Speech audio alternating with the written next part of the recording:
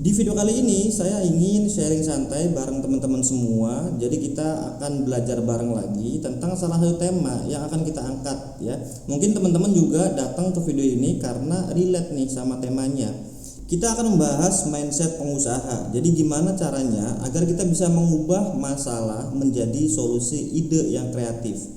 Nah, video ini cocok untuk teman-teman semua yang sekarang lagi kuliah atau sebagai mahasiswa dan berencana pengen mulai berkarir menjadi seorang pengusaha. Jadi sebelum kita jauh memikirkan gimana cara pemasarannya, gimana cara distribusi produknya dan seterusnya, kita pelajari dulu basicnya dulu teman-teman, yang paling penting, dan kita akan bahas tuntas di video kali ini. Jadi teman-teman semua yang pengen belajar santai bareng saya, silahkan tonton videonya sampai selesai. Di video kali ini kita akan membahas tentang entrepreneurial mindset, mengubah masalah menjadi solusi kreatif teman-teman. Dari mahasiswa, problem solver, problem seller. Dan nanti kita akan bahas secara tuntas ya, gimana caranya untuk teman-teman semua yang mungkin sekarang masih sebagai mahasiswa atau masih bergelut nih di dunia kampus dan berencana pengen menjadi wirausaha. Itu gimana sih caranya? Mindsetnya apa aja, terus cara konversi dari penemuan masalah-masalah kita itu agar jadi ide bisnisnya itu gimana. Nah, kita akan bahas pelan-pelan di video kali ini. Jadi untuk teman-teman semua silakan ambil posisi ternyamannya sambil nonton video ini ya. Kita belajar santai aja di sini. Oke, next. Teman-teman, kita itu terbiasa melihat masalah tapi nggak terbiasa menyelesaikannya. Ini valid ya. Saya juga merasakan hal ini saat saya masih kuliah. Saya sering banget melihat masalah-masalah, tapi itu masih belum kepikiran untuk menyelesaikan masalah-masalah itu. Nah, kita itu biasanya masih sering melihat masalah di sekitar, ngobrolin masalah, mengeluhkan masalah, tapi jarang berpikir ini bisa jadi peluang nggak ya? Nah, ini problemnya. Jadi kayak misalkan kita yang masih mahasiswa itu ya kita masih gibah aja, kita masih discuss internal aja, istilahnya gitu ya. Kita ngelihat masalah sekitar, terus diobrolin, terus dikeluhkan. Wah, ini tuh kayaknya kurang bagus deh, ini tuh kayaknya nggak sesuai deh, ini jelek banget nih kayak gini, cuma ngobrolin itu aja, tapi kita nggak berpikir atau belum berpikir ini masalah kira-kira ada peluangnya nggak ya, ini masalah kira-kira bisa dijadiin solusi nggak ya gitu. Nah, sekarang kalau misalkan teman-teman pengen terjun ke dalam dunia wirausaha, dunia bisnis, dunia pengusaha, itu udah nggak bisa lagi seperti ini, karena nanti hal-hal seperti ini itu berhubungan sama mindset, dan mindset itu harus dirubah pelan-pelan, bertahap sambil kita belajar. Oke ya, clear ya. Kalau misalkan teman-teman cara berpikirnya masih seperti tadi dan pengen terjun ke dalam dunia entrepreneur, maka cara berpikirnya, mindsetnya itu udah harus dirubah teman-teman. Yang tadinya orang biasa, misalkan ini masalah, kemudian saat menjadi entrepreneur itu harus dirubah. Ini peluang nih gitu. Jadi bukan sekedar ngobrolin masalah aja gitu, muter di situ itu enggak. Tapi kita udah harus berpikir ini peluang, ini bisa dijadiin bisnis enggak ya? Ini bisa dijadiin solusi enggak ya gitu ya. Jadi sumber peluang itu sebenarnya dari masalah, teman-teman. Masalah sama dengan peluang yang belum diselesaikan. Nah, sebenarnya kalau misalkan teman-teman banyak masalah, itu ada banyak peluang. Nah, makanya kalau misalkan ada masalah itu jangan dianggap biasa ya. Bisa dianalisis lebih lanjut apakah masalah ini itu benar-benar bisa kita jadikan peluang yang nanti bisa kita jadikan sebuah ide bisnis atau usaha kita ke depannya. Oke ya. Karena saya yakin teman-teman, setiap pengusaha itu berangkatnya dari masalah, kemudian menemukan solusi dari masalah tersebut dan dijadikan sebuah bisnis, baik itu produk fisik ataupun layanan gitu ya. Jadi pertama cara pikirnya itu harus dirubah dulu dari orang biasa menjadi entrepreneur, dari melihat masalah itu sekedar masalah kemudian dirubah menjadi ini tuh peluang, ini bisa kita temuin solusinya, kita bisa cari solusinya gitu. Nah, ini cara pikir entrepreneur basicnya teman-teman. Dan pengalaman saya ketemu banyak pengusaha atau teman-teman yang terjun di dunia bisnis, rata-rata cara berpikirnya kayak gini semua teman-teman. Jadi nganggap masalah itu bukan sekedar masalah, dia itu langsung melihat kayaknya ada peluang nih, bisa nggak ya dicariin solusinya, gede nggak ya marketnya, gede nggak ya demandnya dan lain sebagainya gitu. Oke ya, ini cara pikirnya teman-teman, atau mindset awalnya harus kita konsumsi dulu di bagian awal ini. Tanpa kita sadari teman-teman, sebenarnya kamu itu sudah punya keunggulan. Karena apa ya? Karena kamu beraktivitas sehari-hari, hidup sehari-hari, berinteraksi, sosialisasi ada kegiatan di kampus atau main atau nongkrong, itu semuanya itu sebenarnya membentuk aktivitas yang membekas. Nah, disinilah sebenarnya kamu itu sudah punya pengalaman atau sudah punya keunggulan. Kamu itu sebenarnya terbiasa diagnosa masalah, karena setiap hari pasti kamu nemu masalah, kamu nemu problem di sekitar kita, entah itu di kampus, di pekerjaan atau dimanapun gitu ya. Jadi udah terbiasa sebenarnya diagnosa masalah. Terus paham juga kondisi masyarakat. Ya kamu pasti bersosialisasi, di situ ada masyarakat, kamu paham orang jualan ini gimana, orang bisnis ini gimana gitu ya. Jadi udah paham banget kondisi masyarakat dan bisa melihat akar masalah. Sebenarnya saya yakin kamu itu bukan berarti nggak punya bisnis atau nggak punya ide bisnis, tapi kamu itu udah lihat akar masalahnya, cuman nggak mau mengubahnya jadi solusi bernilai. Nah ini problemnya, cuma mentok di kepala aja, kita sekedar tahu ada masalah, kita sekedar tahu ada peluang, tapi nggak ngerubah masalahnya itu menjadi sebuah solusi bernilai. Makanya hanya mentok di kepala tapi nggak jadi sebuah bisnis atau produk atau layanan gitu ya. Jadi tugas kita nanti gimana caranya agar masalah-masalah yang udah kita temuin itu kita anggap itu sebagai peluang dan mengubahnya jadi solusi. Nanti baru kita punya produk atau punya bisnis kita sendiri. Clear teman-teman ya? Oke, sekarang kita masuk ke cara sederhana diagnosa masalahnya teman-teman. Kita bisa pakai tabel sederhana ini. Di sini ada 2 kolom ya, ada elemen sama pertanyaan.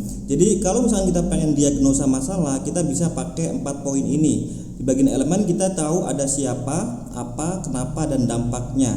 Nah pertanyaannya kita bisa pakai seperti ini. Jadi yang pertama itu siapa? Siapa yang mengalami masalah? Nah ini teman-teman nanti bisa catat ya.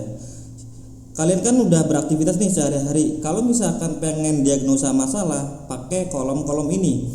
Tulis siapa yang mengalami masalah. Apakah misalkan mahasiswa atau UMKM atau guru, dosen, itu dicatat ya. Siapa yang mengalami masalah. Terus lanjut ke apa? Masalahnya itu apa? Nah teman-teman tulis tuh. Kalau misalkan masalahnya banyak, tulis aja nggak apa-apa. Masalah 1 apa, 2 apa, 3 apa gitu ya. Karena namanya juga diagnosa. Jadi kita kumpulin dulu informasi-informasinya. Kemudian kenapa ini penting? Nah, baru nanti teman-teman mulai filterisasi dari masalah-masalah yang udah teman-teman tulis itu. Kira-kira kenapa ini penting gitu. Misalkan di sekitar teman-teman ada sampah menumpuk gitu ya. Teman-teman catat ini masalah menumpuk nih. Terus Kenapa ini penting? Teman-teman tinggal jawab, kenapa ini penting? Karena kalau misalkan nggak diolah, kalau misalkan kotor, bla bla bla bla gitu ya, ditulis aja. Kemudian yang keempat, dampak. Apa akibatnya kalau nggak diselesaikan? Nah ini juga teman-teman harus tulis. Akibatnya apa? Misalkan banjir, misalkan jadi kotor, udara gak sehat dan sebagainya. Jadi ini adalah tabel sederhana yang bisa kita manfaatkan untuk mendiagnosa sebuah masalah yang kita temui agar nanti bisa dikemas lebih rapi lagi menjadi sebuah ide bisnis yang kuat teman-teman ya. Oke, next. Kemudian ini adalah contohnya teman-teman. Misalkan tadi kan kita pakai 4 poin ya, siapa, apa, kenapa, dampak gitu ya. Contohnya di sini siapanya itu saya contohkan di sini mahasiswa kos ya. Kemudian apa? Makanannya nggak sehat, namanya juga anak kos ya. Jadi saya sering melihat anak-anak kosan itu ya, kalau misalkan uangnya udah mepet, kondisinya udah mepet, ya dia pakai paket survival mode ya, atau pakai mode hemat total gitu ya. Makanannya akhirnya nggak sehat, mie instan atau kayak asal makan aja, nggak bener-bener dijaga gitu. Terus kenapanya? Karena praktis dan murah. Jadi saya kepikiran gimana caranya nanti kayak anak-anak kos ini bisa tetap sehat tapi nggak ngeluarin uang yang banyak gitu. Nah dampaknya apa? Kesehatannya terganggu pasti kalau misalkan makan makanan yang nggak sehat atau terlalu instan gitu ya, sering berulang kayak gitu terus, pasti nanti kesehatannya terganggu. Nah intinya teman-teman, semakin jelas masalah semakin jelas juga peluangnya. Nah ini skill atau kemampuan yang harus teman-teman latih dari sekarang kalau misalkan teman-teman pengen terjun ke dalam dunia usaha, terutama teman-teman yang sekarang masih di kampus atau masih di universitas, masih studi, masih pendidikan gitu ya. Ketika teman-teman melihat masalahnya itu semakin jelas dan bisa lebih detail mendiagnosa seperti ini, maka peluangnya juga nanti akan semakin terbuka, akan semakin besar dan kita bisa melihatnya menjadi lebih konkret lagi gitu ya. Ini contohnya teman-teman. Terus kesalahan yang sering terjadi apa? Nah ini juga sering nih, karena saya kan pengalaman sendiri ya, saya bangun usaha, saya bangun bisnis itu dari mahasiswa juga, dari kampus juga. Kesalahan yang sering terjadi yang pertama teman-teman itu langsung cari ide. Jadi kita mau bisnis, mau buka usaha itu awalnya langsung cari ide dulu. Oh saya punya ide, langsung dijalanin gitu. Ini kesalahan yang biasanya ya jebakan-jebakan lah gitu. Kalau misalnya kita baru mau mulai bisnis awal-awal. Terus yang kedua juga ikut-ikutan tren. Kayak misalkan teman ini usaha misalkan fotografi wedding gitu ya. Ternyata dia kliennya banyak gitu. Terus aslinya kepikiran, oh saya juga pengen lah kayak gitu. Atau bisa jadi kayak temen jualan misalkan jualan kue, jualan es, jualan apalagi keripik, terus ternyata awalnya iseng-iseng jadi rame, kita ikut-ikutan. Terus yang ketiga juga pengen cepet jualan, kita buru-buru, pokoknya ada ide langsung eksekusi, ide ada eksekusi gitu. Nah ini kesalahan yang sering terjadi teman-teman, tanpa benar-benar paham masalahnya. Ini saya tegasin di awal dan saya juga nyantai seperti ini teman-teman, karena memang untuk membuat bisnis itu bisa kuat atau bisa bertahan jangka panjang itu berangkat awalnya dari masalah apa yang kita selesaikan. Nanti baru kita bergerak lagi sebesar apa masalahnya. Nanti itu yang bikin fondasi dari bisnis itu bisa bertahan jangka panjang. Jadi kalau misalkan kita punya bisnis tapi nggak nyelesain masalah, ya percuma. Walaupun nanti brandingnya bagus, pemasarannya bagus, ya percuma aja, nggak ada manfaatnya gitu ya. Karena kita bangun bisnis itu untuk menyelesaikan sebuah masalah. Semakin besar masalah yang kita selesaikan, maka semakin berdampak bisnisnya. Clear teman-teman ya? Oke, next. Catatan dari saya teman-teman, bisnis itu nggak usah rumit atau nggak perlu yang ribet-ribet. Gak harus teknologi canggih, gak harus yang gimana-gimana, tapi kita bisa mulai dari sekeliling kita aja dulu. Misalkan kuliner sehat, jasa desain, jasa admin, produk sederhana. Intinya mulai dari apa yang kita bisa. Caranya gimana? Kita bisa lihat teman-teman ya, kita bisa coba refleksi diri dulu, kayak skill yang kita punya itu apa. Skill itu gak harus hard skill ya, gak harus kayak misalkan kita jago ngoding, jago bikin desain, jago editing, itu gak harus seperti itu. Jadi ada soft skill, ada hard skill. Nah ini teman-teman bisa breakdown, coba ngobrol sama diri sendiri. Teman-teman itu keunggulannya apa, kekuatannya di mana, dan bisa berangkat dari situ untuk mulai bisnis teman-teman. Karena saya yakin bisnis yang enak dijalani itu ketika bisa selaras sama kekuatan atau keunggulan yang ada dalam diri kita. Dan hal seperti ini saya bahas di kelas saya juga. Ada namanya kelas online ASDS Anik Self Discovery System. Nanti teman-teman bisa simak info detailnya di akhir video ya. Intinya teman-teman, kalau misalnya kita bisnis, kita pengen punya produk, kita pengen punya layanan, sebisa mungkin selaras sama diri kita, selaras dengan kekuatan atau strength yang ada di dalam diri kita. Kemudian nanti kita bungkus itu jadi bisnis, sehingga nanti ketika kita menjalani bisnis jauh lebih semangat, jauh lebih enak buat jangka panjangnya. Oke ya. Nah sekarang kita masuk gimana sih ngerubah masalah menjadi sebuah ide teman-teman. Oke ya. Di sini ada tabel juga, ada masalah, dan juga di sebelah kanan ada ide bisnis teman-teman. Contohnya misalkan tadi kita nemu nih masalah makanannya itu nggak sehat, terus tugas desain sulit, UMKM nggak paham IG. Ini contoh-contoh masalah ya. Saya yakin teman-teman juga punya masalah-masalah berbeda yang teman-teman temui. Ini contoh aja. Misalkan yang pertama kita coba breakdown masalah tentang makanan nggak sehat. Nah kita mulai kebayang tuh ide bisnisnya apa ya gitu. Nah di sini saya tulis, ketika anak-anak kosan makanannya itu kurang sehat atau makanannya itu terlalu praktis, terlalu instan, saya pengen punya bisnis untuk gimana ya biar bisa bikin paket makanan sehat, dan ini khusus untuk anak-anak kos, sehingga anak-anak kos ini kesehatannya tetap terjaga dan juga keuangannya itu nggak terlalu mahal gitu, tetap murah tapi sehat. Nah ini contohnya. Atau yang kedua, tugas desain sulit. Nah kira-kira ide bisnisnya apa? Ya jasa desain bisa, terus kita nyediain juga konsultasinya, ini contohnya. Atau UMKM nggak paham IG, ya kita bisa nyediain, kita ide bisnis jasa admin, jasa nulis caption, jasa analisis account, dan lain sebagainya. Jadi ini adalah langkah gimana caranya kamu itu bisa merubah dari masalah yang udah ditemuin jadi ide bisnis awal. Oke ya. Nah kemudian cara mengubah masalah jadi ide, ini langkah-langkahnya. Yang pertama itu tadi kita udah nemu masalahnya apa yang terjadi, yaitu anak-anak kos pada makanan itu nggak sehat gitu ya. Terus solusinya apa? Apa yang bisa dibantu? Tadi kita udah isi ya, pengen nyediain paket hemat untuk anak-anak kosan. Nah kita tinggal nentuin nih bentuknya. Nah, bentuknya itu mau produk atau jasa. Istilahnya mau layanan atau fisik nih bentuknya, gitu ya.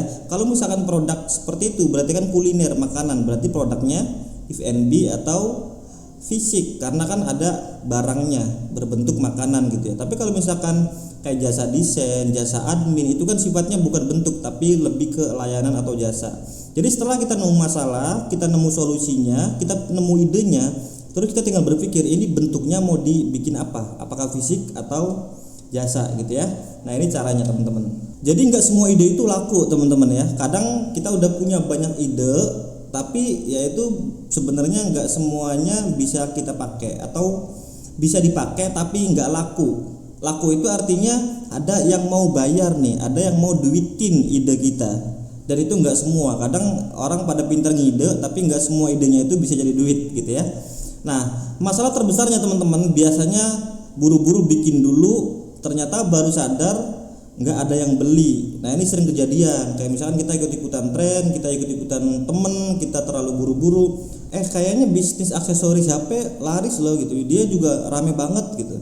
Nah, biasanya kayak gitu kita langsung ke trigger. Oh iya juga ya. Oke deh, saya pengen juga bisnis kayak gitu. Akhirnya kita mulai niru-niru. Ternyata baru sadar pas kita jalanin ternyata yang beli sedikit, bahkan nggak ada yang beli. Nah, di sini catatannya teman-teman, bisnis sama dengan ada yang mau bayar. Oke? Jadi semakin bagus ide teman-teman itu bukan berarti bisa jadi duit semua. Harus difilter lagi ide mana yang ada duitnya atau ide mana yang sekiranya orang itu mau bayar dan itu bisa jadi sumber pemasukan teman-teman. Nah, ini kuncinya ya. Jadi bisnis sama dengan ada yang bayar. Nah, cara cek idenya gimana teman-teman? Caranya nggak usah ribet-ribet. Kita validasi idenya itu dengan beberapa cara simpel seperti ini. Yang pertama, kita bisa langsung tanya ke orangnya. Kita observasi langsung lah ya ke orangnya, itu bisa. Sekarang udah banyak teknologi juga, ada sosial media, ada apapun, kita bisa misalkan polling IG, polling WA, polling TikTok, polling Facebook gitu. Itu kita bisa juga untuk validasinya. Atau bisa juga pakai langsung eksekusi. Jadi kita bisa pakai skema tawarkan PO atau pre-order. Yang pasti di sini jangan buru-buru buat, tapi dicek dulu atau divalidasi dulu idenya. Karena apa? Karena tadi ide itu bisa banyak, tapi nggak semua ide ada yang mau bayar. Makanya kita harus validasi dulu. Misalkan dari 5 ide, itu teman-teman harus validasi ide mana yang sekiranya orang mau bayar. Ya, misalkan dari 5 tinggal 3, dari 3 dipertajam lagi, ternyata nemu tinggal 1 nih. Berarti nanti ini yang bisa teman-teman jadiin sebuah bisnis atau produk teman-teman. Ini simpelnya kayak gini. Nah, contohnya gimana? Contohnya misalkan paket makanan sehat tadi ya. Itu kalau ada paket makanan sehat 10.000, kamu mau beli nggak? Nah, ini kita bisa broadcast di story WA, di story IG, di story TikTok, Facebook gitu ya. Nah, semakin banyak yang minat, semakin banyak yang tanya harga, semakin banyak yang respon, maka ide kita itu bisa kita kelompokkan itu tervalidasi, teman-teman. Targetnya berapa? Tergantung teman-teman mau target berapa. Misalkan validasinya 100 orang harus ada yang komen, 100 orang harus ada yang tanya harga. Itu boleh. Semakin banyak yang minat, semakin banyak yang tanya harga, respon, maka semakin bagus ide teman-teman dan itu semakin tervalidasi. Oke ya. Sekarang tugas kamu adalah jawab 3 pertanyaan ini dan bisa langsung dipraktekkan. Yang pertama itu tulis 3 masalah sekitar. Jadi ingat ya, dari awal kita udah bahas, ketika kita mau ngubah sebuah masalah jadi ide bisnis, maka kita harus temuin dulu masalah-masalah sekitar kita. Dan di sini teman-teman bisa tulis minimal 3 aja, 3 ide masalah gitu ya. Kalau semakin banyak bagus, misalkan 10 juga nggak apa-apa. Nah, kemudian nanti divalidasi sampai pilih yang paling sering terjadi. Artinya apa? Masalah itu berulang, jadi nggak selesai-selesai gitu. Dari misalkan 3 ide tadi, teman-teman harus pilih 1 masalah yang berulang, yang sering terjadi. Karena apa? Karena biasanya tanda-tandanya kalau masalah seperti ini berarti masalahnya serius. Dan kita kalau misalkan bisa nemu solusinya, maka bisa punya ide atau punya produk bisnis yang bagus. Dan yang ketiga, tentuin solusinya apa. Jadi jangan dipikir terlalu lama. Di sini teman-teman saya ajak action langsung. Kalau misalkan bingung bisa tanya di kolom komentar. Nanti saya bantu gimana caranya ide-ide teman-teman bisa jadi sebuah bisnis gitu ya. Jadi sekali lagi ini adalah tugas teman-teman supaya bukan sekedar kita sering nemuin masalah, tapi kita bisa mengkonversi masalah tersebut menjadi ide bisnis yang bermanfaat ke depannya. Jadi sekali lagi tulis 3 masalah sekitar, pilih satu yang paling sering terjadi dan tentukan solusinya apa. Nggak usah mikir yang terlalu lama, mulai dari sekitar aja dulu. Silakan dicari misalkan di komplek teman-teman, di perumahan, di kampung, di lingkungan kantor, lingkungan kampus, di jalanan. Silakan dilatih teman-teman ya, dilatih dari sekarang. Karena kalau nggak dilatih, teman-teman cuma pengen jadi wirausaha aja, cuma pengen jadi pengusaha aja, tapi nggak ada konkret langkahnya seperti apa. Makanya latihan ini teman-teman harus isi, teman-teman harus lakukan. Nanti kalau misalkan bingung bisa konsultasi langsung bareng saya dan kita bisa brainstorming bareng. Jadi nanti outputnya adalah teman-teman punya satu masalah nyata, kemudian yang kedua punya satu ide solusi, dan ketiga punya cara validasinya. Ketika 3 hal ini teman-teman sudah punya, maka teman-teman seharusnya udah dapet ide bisnisnya apa. Oke ya, menarik ya. Dan ini adalah inti dari pembahasan kita, belajar bareng kita di video kali ini teman-teman. Catatan dari saya, lagi-lagi saya nggak bosan-bosan ngingetin teman-teman, nggak harus langsung besar. Mulai aja dulu, terus nanti belajar sambil berproses dan jaga ritme konsistensinya biar nanti keinginan kamu menjadi seorang pengusaha, menjadi entrepreneur itu bisa kecapai. Oke ya teman-teman ya. Kata kuncinya di sini teman-teman, jangan cari ide bisnis. Cari masalah yang bikin kamu nggak bisa diem. Dari situlah bisnis pertama teman-teman bisa lahir. Makanya tadi kita udah bahas panjang lebar. Jadi jangan cari ide bisnis, cari masalah sebanyak-banyaknya, kemudian validasi masalahnya, temuin solusinya, dan itulah ide bisnis teman-teman untuk teman-teman eksekusi ke depannya. Nah, di sini saya juga ingin menginformasikan ke teman-teman semua, untuk teman-teman semua yang sekarang profesinya mahasiswa atau pekerja profesional atau udah punya usaha juga dan masih bingung nih untuk arah hidup ke depan mau gimana. Kayak misalkan teman-teman masih ragu karirnya mau dibawa kemana ya, pekerjaan yang cocok buat saya apa ya, bisnis yang cocok buat saya apa, kemudian circle yang cocok buat saya gimana, pasangan yang cocok yang seperti apa. Maka di sini saya akan kasih tahu teman-teman salah satu kelas online saya yang baru saja saya buat, yaitu ASDS Anik Self Discovery System, metode percepatan mengenali diri dan fokus hidup dengan bantuan AI.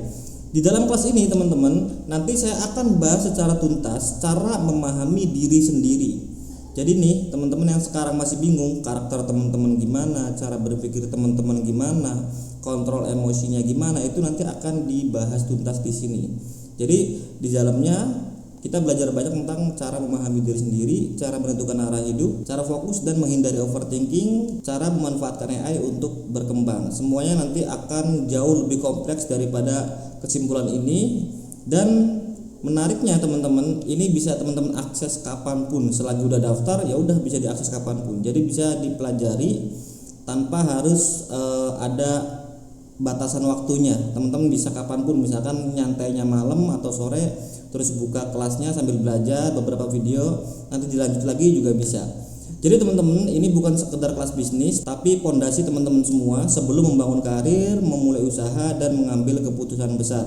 Kalau arahnya salah, langkah secepat apapun tetap akan salah. Pastikan setiap keputusan yang teman-teman ambil itu selaras sesuai dengan karakter teman-teman, cara berpikir teman-teman, biar nanti hasilnya bisa lebih menyenangkan dan kita bisa lebih jelas untuk menjalankan hidup ke depannya. Jadi untuk teman-teman semua yang pengen daftar di kelas ini, silakan bisa akses di kelas anikworks.com teman-teman ya. Silakan bisa klik link yang ada di kolom komentar video ini atau cek di deskripsi juga. Teman-teman nanti akan masuk ke halaman landing page-nya. Di sini teman-teman bisa baca aja ya informasi kelasnya dari atas sampai bawah. Nah, nanti teman-teman tinggal klik daftar aja, kemudian isi formnya dan akses kelasnya. Di dalam kelas ada banyak banget materi yang bisa kita pelajari, dari mulai kita mengenal MBTI, Big Five, temperamen, sampai ke monthly review system. Gak usah terlalu pusing di sini teman-teman. Teman-teman tinggal masuk aja ke kelasnya, refleksi sama diri sendiri. Saya bantu teman-teman untuk bisa membaca sisi asli dari karakter teman-teman semua. Oke? Semoga video ini bermanfaat teman-teman. Kalau misalkan ada pertanyaan lebih lanjut, pengen konsultasi juga, boleh isi di kolom komentar. Nanti kita bisa brainstorming atau ngobrol-ngobrol santai juga di WhatsApp. Sampai bertemu di video menarik lainnya.